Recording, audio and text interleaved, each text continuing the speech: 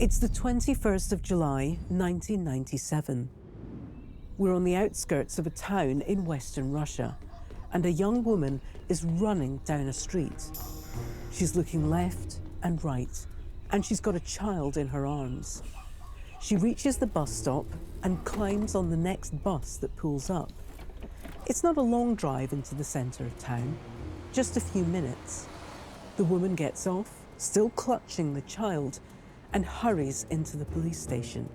Here, the woman, who's called Irina Ganyushkina, tells the chief of police an unbelievable story.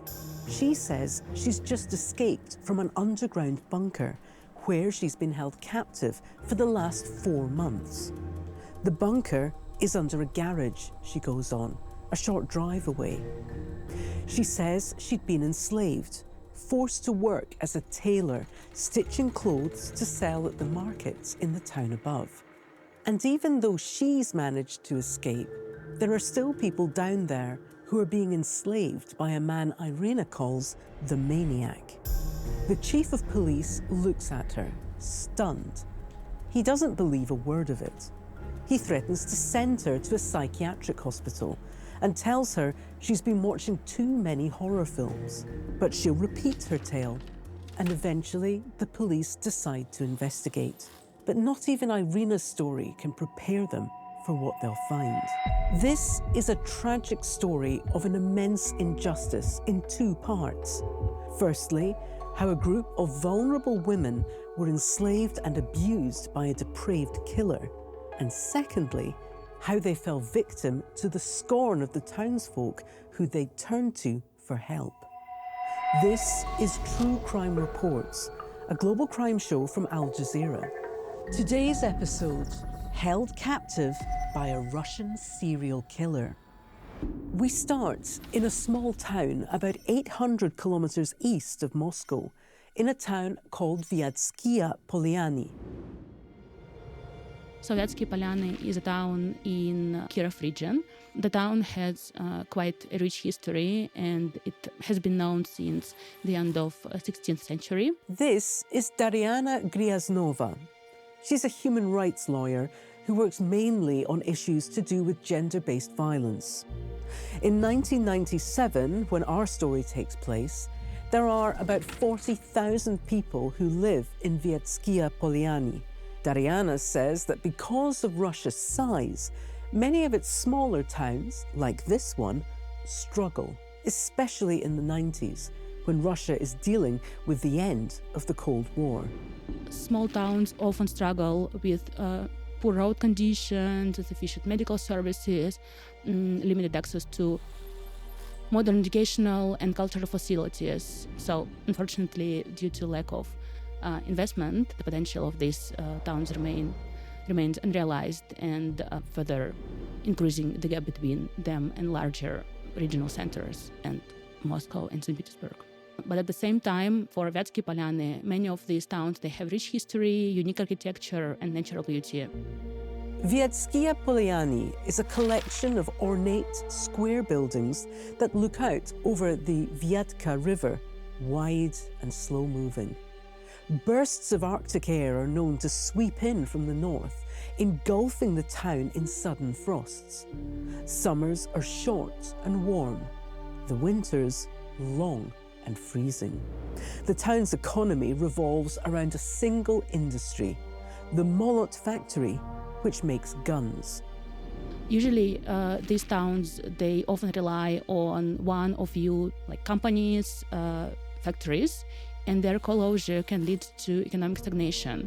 So as a result, employment rates rise and residents' income remain low. This is where 22-year-old Irina Ganyushkina lives. She's got blonde hair, a round face, and dark eyes.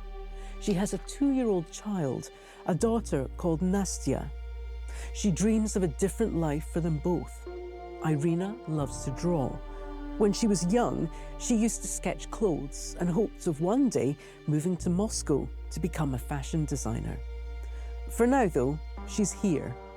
And one day in March 1997, she decides to move apartments. And this is where a chance encounter will change everything. It's the 1st of March. Irina is checking out a potential new rental when she bumps into the neighbour. Her name is Vera Talpayeva. Talpayeva's friendly and offers Irina a drink. Irina accepts, but shortly after finishing it, she starts to feel strange. She goes outside for some fresh air. Talpayeva follows her. Outside, Irina feels even stranger.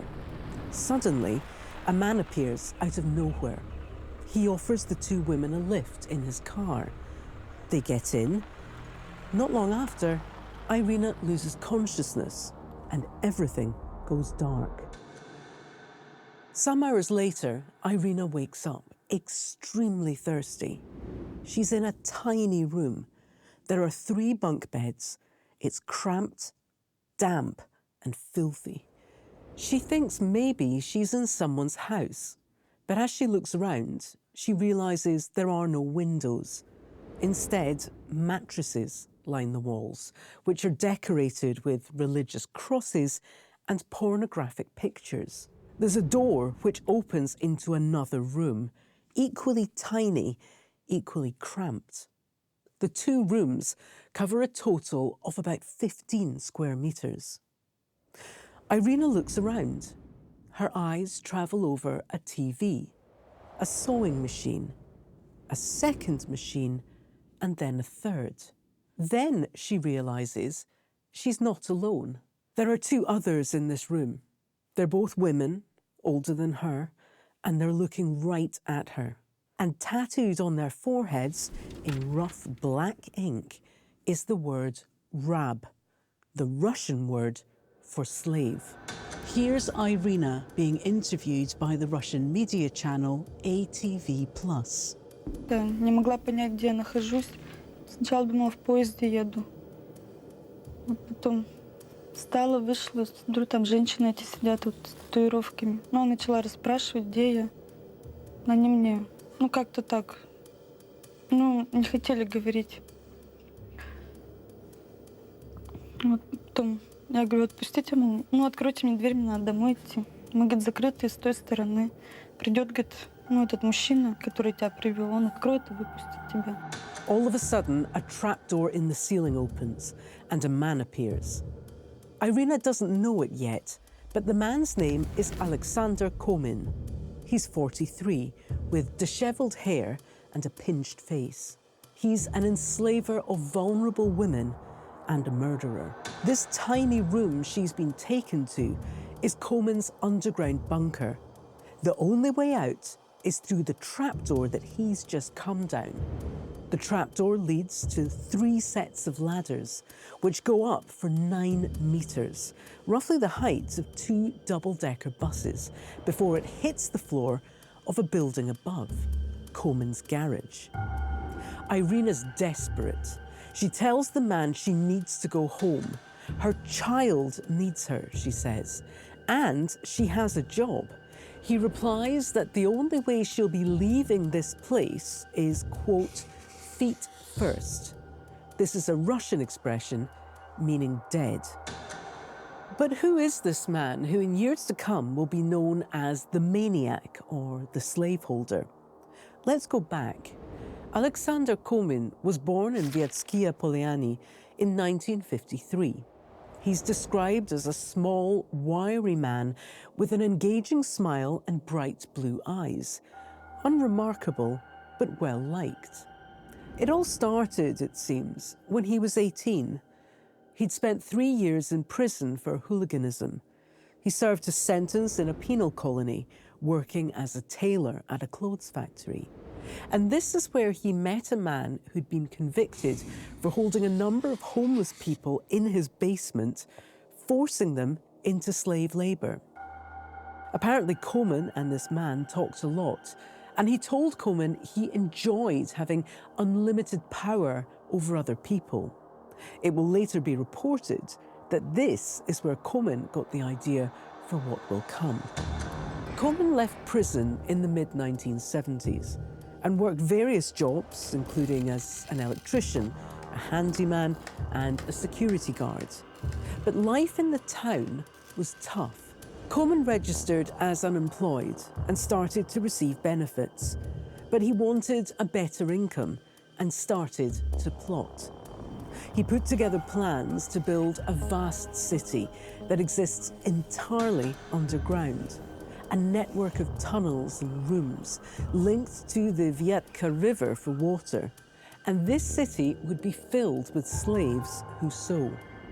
Komin found an accomplice, a 30-year-old security guard called Aleksandr Mikheyev, and together they start to build. If you take a short drive out of the town to the south, not far from the riverbank, there's a sprawling collection of garages. Komin has a storage space here, garage number 198. And this is where, as we reach the 1990s, the digging begins. For the next 4 years, Komin and Mikheyev dig. They dig a hole through the floor of Komin's garage, and 9 meters underground create the bunker. The 2 rooms are about 15 square meters in total. There's one for the bunk beds and one for the sewing machines. They put a bucket in as a toilet, wire it up to electricity, and add ventilation. By early 1995, the bunker is ready. It's the 13th of January, 1995. This is a big holiday in Russia. 148 million Russians celebrate traditional New Year, the New Year by an old calendar. The townsfolk of Vyatskia Polyani are celebrating. Komin goes looking for his first victim. He meets her near the town's school. She's called Vera Talpayeva. Komin drugs her, takes her back to the bunker, and tells her to sew. When she says she can't, he beats, rapes, and threatens to kill her. Out of fear for her life, she agrees to help Komin find and trap others who can sew. She brings him someone, a local tailor in her mid-30s, called Tatiana Melnikova. Melnikova can already sew, and Komin gets her to work making dressing gowns, vestments for priests, anything he can sell at the local market. The work starts to pile in. Within a few months, Komin sends Talpayeva out to get him another worker. She returns with Tatiana Kozikova, a 36-year-old unemployed woman who has a criminal record. Melnikova, the tailor, teaches the newcomer how to sew, and the 2 women start to work 16-hour days. And so the days become months. Melnikova and Kozikova face regular beatings and horrific abuse. Dariana Gryaznova, who you heard earlier, has been working in human rights law for over 10 years, but she says that this is a particularly gruesome case. In my experience, people who endure domestic violence, sexual violence, and other forms of violence, they often experience profound and long-lasting both psychological effects and health impacts. And of course, like constant subjugation and abuse, like in Komin's case, can have a devastating impact on person's sense of self, power, and autonomy. As the months pass, Komin is getting wealthier and wealthier by selling the goods the women are making.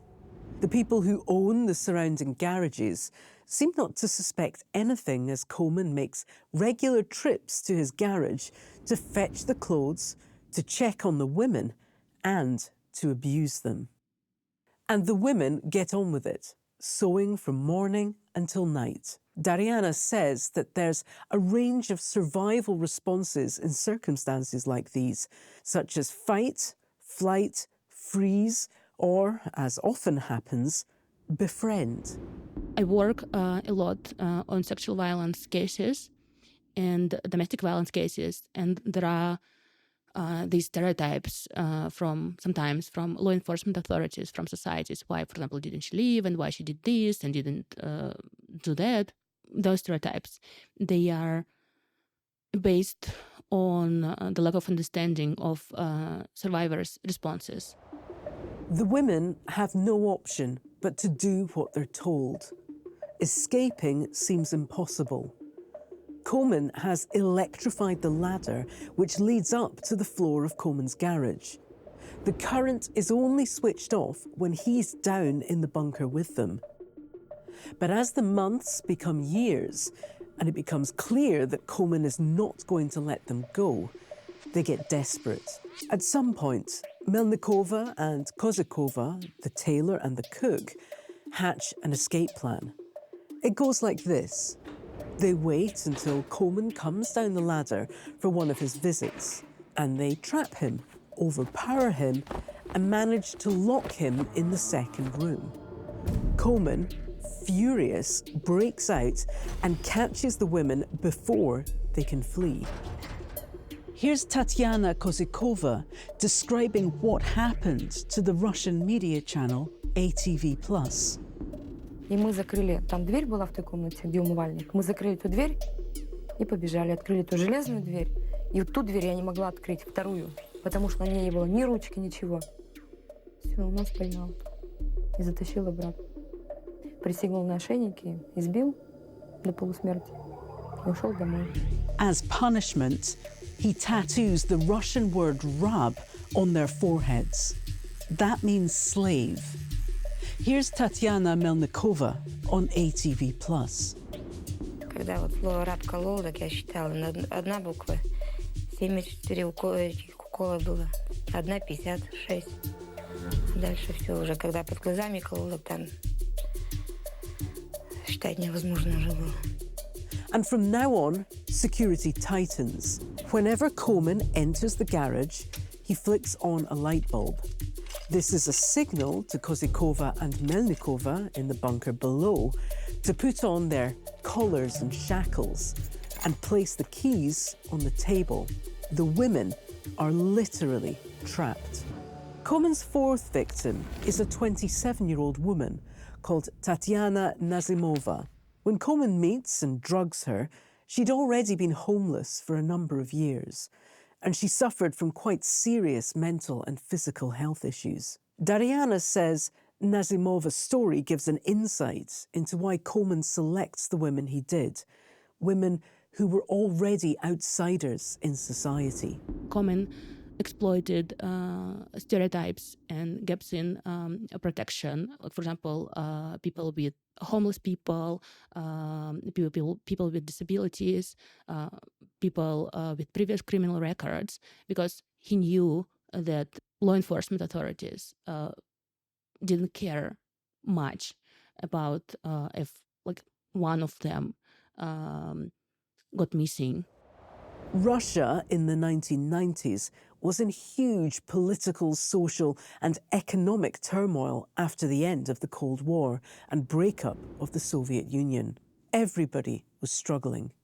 And Dariana says that people like Nazimova were particularly vulnerable to abuse. And according to UN, women with disabilities, they are up to 10 times more likely to experience sexual violence. And of course, when it comes to response from the state, they are also less likely to have full and equal access to prevention and response services. So as a result, when they face violence, they often cannot obtain the necessary support. And these are the women that Komin preys on. Tragically, Nazimova apparently believes the bunker is a sewing circle and Komin is the teacher.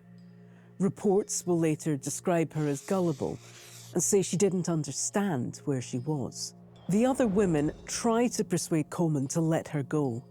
He doesn't. Instead, he and his accomplice, Mikheyev, who's been helping Komin all this time, use her as a sex slave. It's not clear how long Nazimova is down there, but Komin eventually kills her. She started to clock on, and Komin decides it's not worth the risk. But the problem is that Tatiana Nazimova could recall his name and surname and like other details, which could potentially help to identify Komin and his actions. So that's why he decided to kill her. It was done brutally and with extreme cruelty. And so we reach 1997, 2.5 years into Komin's scheme. Everybody in the town is struggling. Lots of people have lost their jobs amid economic turmoil, and those that have managed to keep them are only paid about $50 a month. Nobody's got time for other people's problems. This is when 22-year-old Irina Ganyushkina, on the hunt for a new flat for her and her daughter, meets the neighbour, Vera Talpayeva. And so, in March 1997, Irina becomes Komin's 5th victim. Komin tattoos the word Rab on her arm and locks her in the bunker with the others. The women grow closer. Kozikova, the cook, who's about 14 years older than her, begins to treat 22-year-old Irina like a daughter. One day, it's not clear when, but sometime after Irina arrives, Komin decides he's had enough of one of them. Vera Talpayeva was the first woman he lured here. Since then, under threat of death, she's been helping Komin find more women to enslave. She managed to escape at one point, but Komin found her again, and now, in 1997, he's worried she's been talking. He decides to bring her into the bunker. Years later, Irina will describe the horrific scene in detail. She, Kozikova, and Melnikova had to watch as Komin tortured Talpayeva for hours before trying to force one of the women to inject her with poison and kill her. It's not clear how, but Talpayeva, not wanting to be the reason one of her companions becomes a murderer, eventually kills herself. Irina faints at the sight. Irina's not been in the bunker for long when Komin decides he wants to marry her. She thinks this is her way out for her and the other 2 women.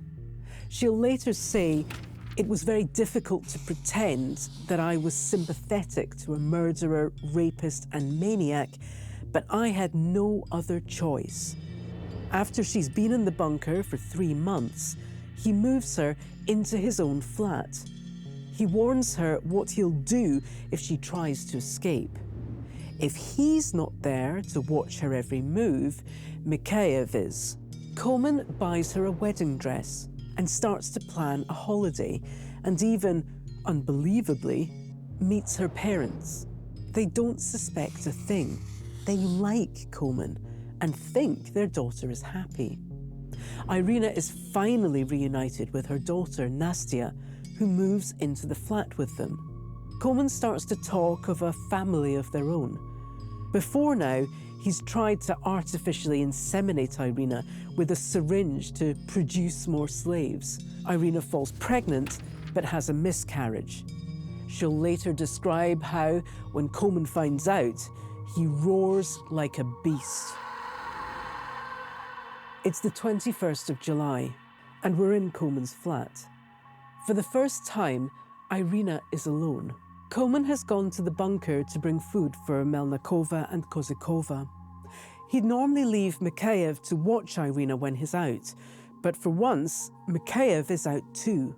He's undergone some surgery and is in hospital. Before Komin left, Irina told him she needed to take her daughter to the doctor. So on his way out, he left her bus money on the side.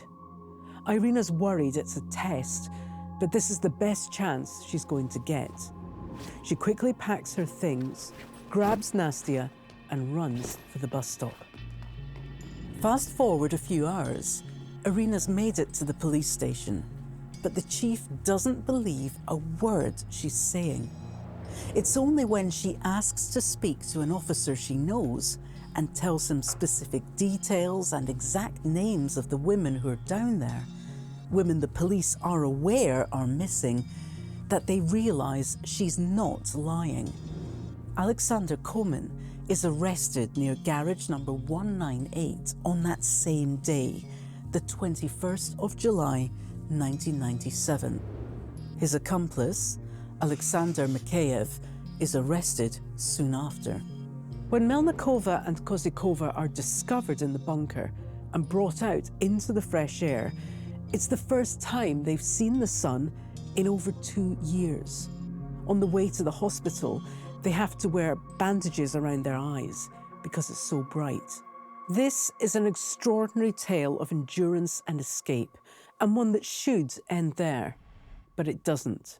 The news about what's been going on under garage number 198 for all these years spreads quickly around the small town, and within a matter of weeks, the women's faces are on local television. For the first time, people see the reality of the horrors these women have endured. Kozikova and Melnikova, the cook and the tailor, appear on the news, the tattoos on their foreheads, there for everyone to see. Local authorities open up bank accounts for them, so viewers can donate towards the equivalent of the $400 it'll cost to remove them. But by the end of August, more than a month since the escape, not a single ruble has been donated. And as the weeks pass, the townsfolk express little sympathy for the women, almost all of whom have a history of divorce, abandoned children, and at least one criminal record amongst them. One woman, the deputy director of the hospital where Melnikova and Kozikova were treated after they were rescued, says a normal woman would never have survived such conditions. A normal woman would either have died or killed the man. These women were asocial. They could endure things normal women could not. Her views are widely shared across the town. Irina will later say she feels as if she were the criminal. People complained to me, she says, why I lived with a criminal for so long, why I couldn't save the women from the bunker sooner. Dariana says this dismissal of victims is a global problem. There is this general myth among women and men that if I am good enough, nothing can happen with me. So there is this general myth that only like bad women are being like sexually abused, for example, or abused within the family. That's actually what happened in the coverage of Aleksandr Komin's case. So, for example, the survivors, they were accused of not doing enough to escape. Specifically, Irina Ganyushkina, she was portrayed as someone who didn't do enough to escape violence herself and violence for those who stayed in the bunker. While the women are judged in public, Aleksandr Komin's trial takes place in the courtroom. It lasts for 2 years. Reports say he appears in court calmly and shows no remorse. He and his accomplice, Mikheyev, confess to the use of slave labor, running a criminal business, and the murder of 4 people, Vera Talpayeva, Tatiana Nazimova, and 2 men, an electrician who Komin had wanted to hire to help him build the bunker, and Melnikova's boyfriend. Komin says he felt he'd helped his victims.